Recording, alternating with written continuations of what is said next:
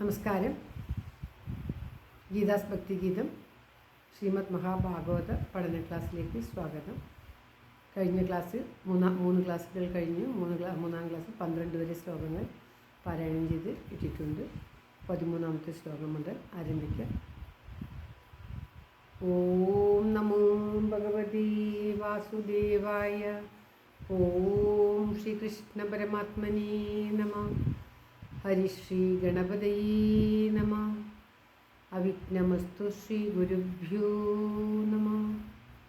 കൃഷ്ണം നാരായണം വന്ദേ കൃഷ്ണം വന്ദേ വ്രജപ്രിയം. കൃഷ്ണം ദ്വൈപായനം വന്ദേ കൃഷ്ണം വന്ദേ പ്രദാസുതം. ഓം തത്സത്. പ്രാർത്ഥനാ ശ്ലോകം. സംസാരസാഗരേ മഗ്നം ദീനം മാം കരുണാനിധേ. കർമ്മഗ്രാഹഗൃഹീതാംഗം മാമുദ്ധര ഭവാർണവാത്. ഒരു വന്ദന ശ്ലോകം. ജന്മാദസ്യേതുന്നയാദിതരതച്ചാത്വേഷഭിജ്ഞസ്വരാട് തേനേ ബ്രഹ്മഹൃദായ ആദികവയേ മുഹ്യന്തി യൽ സൂരയ. തേജോ വാരിമൃതാം യഥാ വിനിമയോ യത്ര ത്രിസർഗോ മൃഷാ. ദാംനാ സ്വേന സദാ നിരസ്തകുഹകം സത്യം പരം ധീമഹി. സത്യം പരം ധീമഹി. ഓം തത്സത്. ശ്രീമദ് മഹാഭാഗവത മഹാത്മ്യം 1-ാമത്തെ അധ്യായത്തിലെ 13ാമത്തെ ശ്ലോകം. ശുഗം നത്വാ വദൻ സർവേ സ്വകാര്യകുശലാസുരാ. കഥാ സുധാം പ്രയച്ഛസ്വ ഗൃഹീത്വൈവ സുധാമിമാം. ഓം തത്സത്. എപ്പോഴും ലാഭത്തെ മാത്രം ഇച്ഛിക്കുന്ന, ലാഭത്തിനു വേണ്ടി വ്യവഹാരം എന്ന നീതിയെ അവലംബിച്ചിട്ടുള്ള ദേവന്മാർ സ്വന്തം കാര്യം സാധിക്കുവാൻ വേണ്ടി ശ്രീശുക ബ്രഹ്മർഷിയുടെ മുന്നിൽ ആ അമൃത കലശം വെച്ചിട്ട് പറയുകയാണ്, ഈ കലശത്തിലിരിക്കുന്ന അമൃതത്തെ അവിടുന്ന് സ്വീകരിച്ചു കൊള്ളുക. അവിടുന്ന് പറയാൻ പ്രാപിക്കുന്ന ആ അമൃതത്തെ, അമൃതമാകുന്ന കഥയെ, അമൃതം പോലുള്ള ആ കഥയെ ഞങ്ങൾക്ക് നൽകുക എന്ന് എല്ലാവരും ഒരുമിച്ച് ഐക്യകണ്ഠേന പറയും. അതാണ് ഈ ശ്ലോകത്തിൻ്റെ അർത്ഥം. ശ്ലോകം. ശുഗം നത്വാ വദൻ സർവേ സ്വകാര്യകുശല. അതായത് സ്വകാര്യകുശലന്മാർ കാര്യത്തിൽ, സ്വന്തം കാര്യത്തിൽ കുശലന്മാർ, സാമർഥ്യം. കുശലം എന്ന് പറഞ്ഞാൽ സാമർഥ്യം. സുരാ ദേവന്മാർ.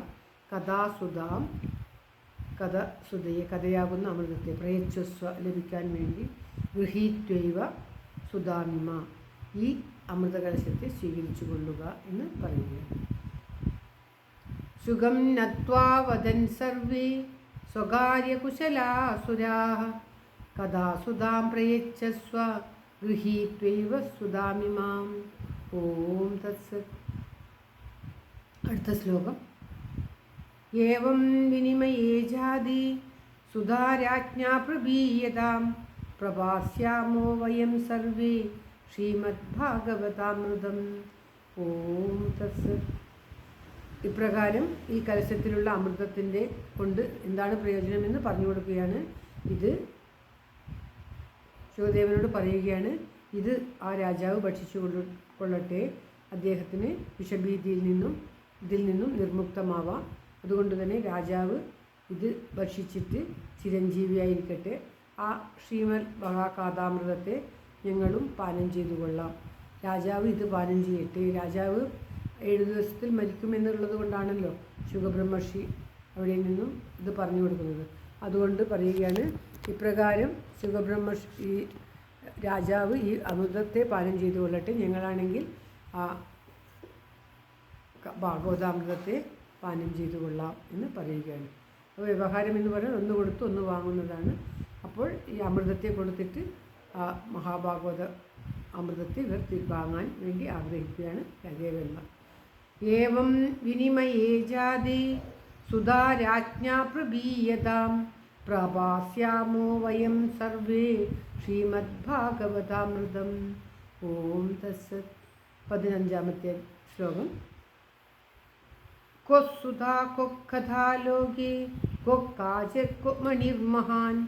ബ്രഹ്മരാധോ വിചാരീതി തഥാ ദേവാൻ ജഹാസഹ. ശിശുക ബ്രഹ്മർഷി ആലോചിക്കുന്നതാണ് ഇവിടെ പറയുന്നത്. ക്വ സുധ, സുധാ ക്വ, അമൃതം എവിടെ? കഥ ക്വ, കഥ എവിടെ? ലോകത്തിൽ കാജ ക്വ, കാജം സ്വർണം എവിടെ? മഹാൻമണി ക്വ, മഹത്തായ രത്നം എവിടെ? ഇതിനേക്കാളൊക്കെ മഹത്വമാണ് ശ്രീമദ് മഹാഭാഗവത. അതുകൊണ്ട് തന്നെ ആ ശുകദേവൻ ആലോചിച്ചിട്ട് ദേവന്മാരുടെ സൂത്രം മനസ്സിലാക്കിയിട്ട് കാര്യം മനസ്സിലാക്കി അവരെ പരിഹസിച്ചു. ദേവാൻ ജഹാസകം പരിഹസിച്ചു എന്നാണ് പറയുന്നത്. കൊസുധാ കൊക്കദാലോകി കൊക്കാജക്വമണിർമഹാൻ ബ്രഹ്മരാധേ വിചാര്യേതി തഥാ ദേവാൻ ജഹാസഹ. ഓം തത്സത്. 16-ാമത്തെ ശ്ലോകം. അഭക്താം താംശ്ച വിജ്ഞായ ന ദദോസ കഥാമൃതം ശ്രീമദ്ഭാഗവതീ വാർത്ത സുരാണാമഭി ദുർലഭ. അഭക്തന്മാർ, അതായത് ഈ ദേവന്മാർ സൗത്രത്തിൽ പ്രയോഗിച്ചിട്ട് ഭാഗവതം ലഭിക്കണമെന്ന് ആഗ്രഹിക്കുകയാണ്. അവരെപ്പോഴും സുഖലോലുപരായിട്ട് കഴിയുന്നവരാണ്. അമൃതം മധുപാനം ചെയ്ത് സ്ത്രീകളുമായി സല്ലപിച്ച് സുഖിച്ച് കഴിയുന്നവരാണ് സ്വർഗത്തിലുള്ളവർ. അപ്രകാരം സുഖിച്ച് കഴിയുന്നവർക്ക് ഭക്തി അശേഷമില്ല, അവർക്ക് ഭക്തിയില്ല. ശ്രീമദ് മഹാഭാഗവതം പാരായണം ചെയ്യണമെങ്കിൽ അതിന് ഭക്തി വേണം. ഭക്തിയുള്ളവർക്ക് മാത്രമേ ശ്രീമദ് മഹാഭാഗവത കഥ പാനം ചെയ്യാനുള്ള യോഗ്യതയുള്ളൂ. അത് മനസ്സിലാക്കിയ അദ്ദേഹം അവർക്ക് അത് കൊടുത്തില്ല. സുധാപാനവും സ്ത്രീസിദ്ധവുമൊക്കെ ആയിട്ട് കഴിയുന്ന ദേവന്മാർ ഭക്തന്മാരല്ലെന്ന് അറിഞ്ഞിട്ട് ശുകദേവൻ ദേവന്മാർക്ക് ഭാഗവത കഥാമൃതത്തെ നൽകിയില്ല. അതായത് ദേവന്മാർക്ക് പോലും ലഭിക്കാൻ പ്രയാസമായിട്ടുള്ളതാണ് ശ്രീമദ് മഹാഭാഗവത കഥ. അപ്രകാരമുള്ള ആ കഥ മനുഷ്യർക്ക് ലഭിക്കാൻ ഭാഗ്യമുണ്ടായത് എത്ര മഹത്തരമാണ് എന്ന് കാണിക്കുകയാണ്. അഭക്താംസ്താംശ വിജ്ഞായ ന ദദോ സ കഥാമൃതം ശ്രീമദ് ഭാഗവതീ വാർത്ത സുരാണാമഭി ദുർലഭ. അസുരന്മാർക്ക് പോലും ദുർലഭമാണ്. അഭക്താംസ്താംശ വിജ്ഞായ ന ദദോ സ കഥാമൃതം ശ്രീമദ് ഭാഗവതീ വാർത്ത സുരാണാമഭി ദുർലഭ. 17-ാമത്തെ ശ്ലോകം. രാജ്ഞാ മോക്ഷം തഥാവീച്യ പുരാധാതാഭിവിസ്മിത സത്യലോകേ തുലാം ബദ്ധ്വാ തോലേ സാധനാന്യജ. ഓം തത്സത്. അതായത് സത്യലോകത്തിലുള്ള ബ്രഹ്മാവ് പോലും ഈ ഭാഗവതത്തിൻ്റെ മഹത്വം കണ്ടറിഞ്ഞിട്ട്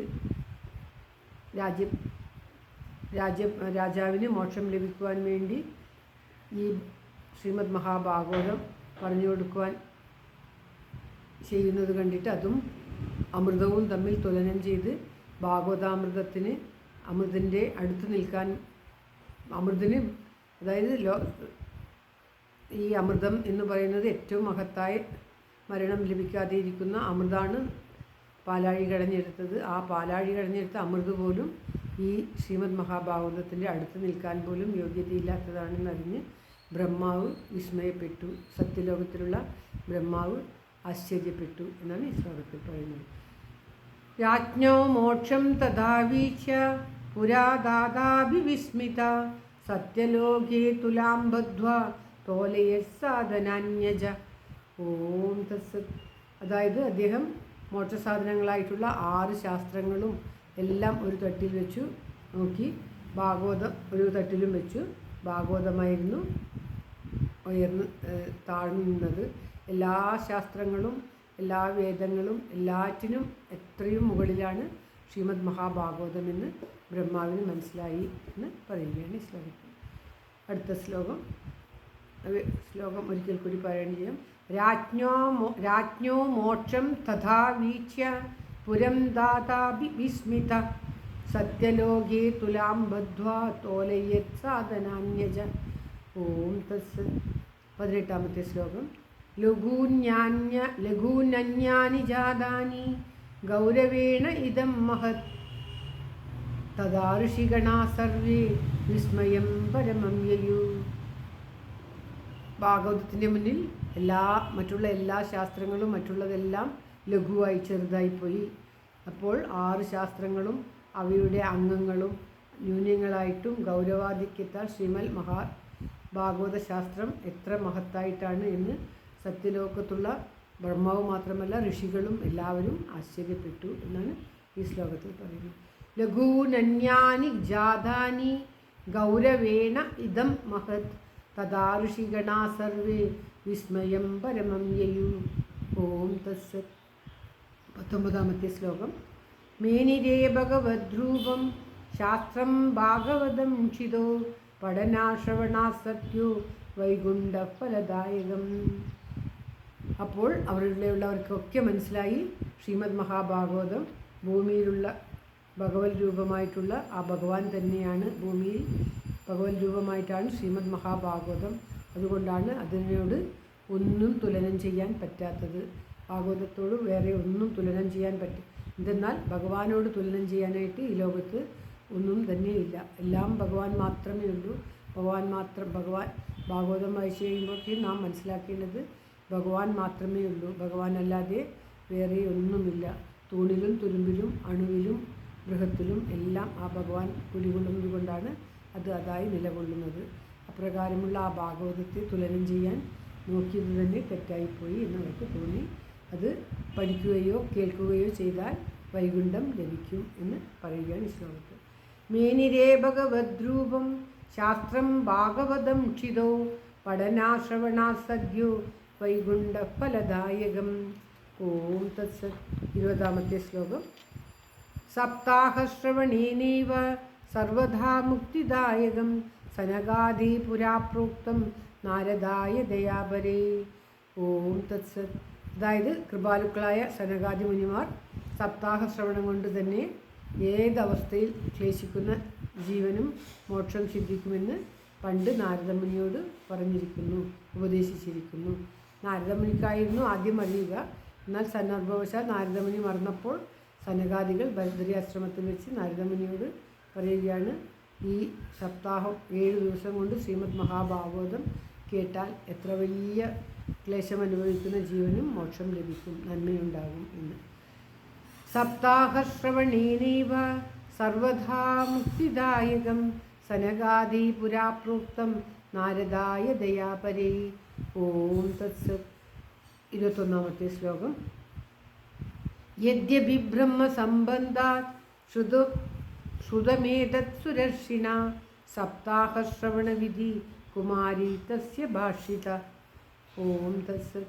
യദ്യപി എന്ന് പറഞ്ഞാൽ ഈ ഇതിനെ ഏതത് അഭി യദ്യപി ദേവർഷിയാൽ ഇത് കേൾക്കപ്പെട്ടതാണെങ്കിലും ദേവർഷിയായ നാരദമുനി പിതാവായ ബ്രഹ്മാവിൽ ഞാൻ നേരത്തെ പറഞ്ഞ മാതിരി ബ്രഹ്മാവിൽ നിന്നും ആദ്യം ശ്രീമദ് മഹാഭാഗവതം ശ്രവിച്ച് കേട്ടിട്ടുണ്ടെങ്കിലും സപ്താഹ ശ്രവണ സമ്പ്രദായവും അതിൻ്റെ തൽഫലവും സനകാദി മുനിമാരാണ് ദേവർഷിക്ക് ഉപദേശിച്ചത്.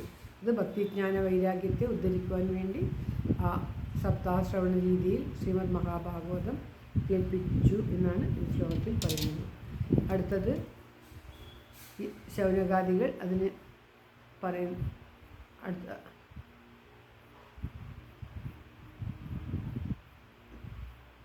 അടുത്ത ശ്ലോകം മുതൽ വേറെ അടുത്ത പഠന ക്ലാസ്സിൽ പറയാം. എല്ലാവർക്കും എല്ലാവിധ നന്മയും ആയുരാരോഗ്യ സൗഖ്യവും ഉണ്ടാകാൻ പ്രാർത്ഥിച്ചുകൊണ്ട് ഭഗവാന്റെ തൃക്കാൽക്കൽ ഈ ശ്ലോകം സമർപ്പിക്കുന്നു. Gitaranjan. Thank you for watching. All the best.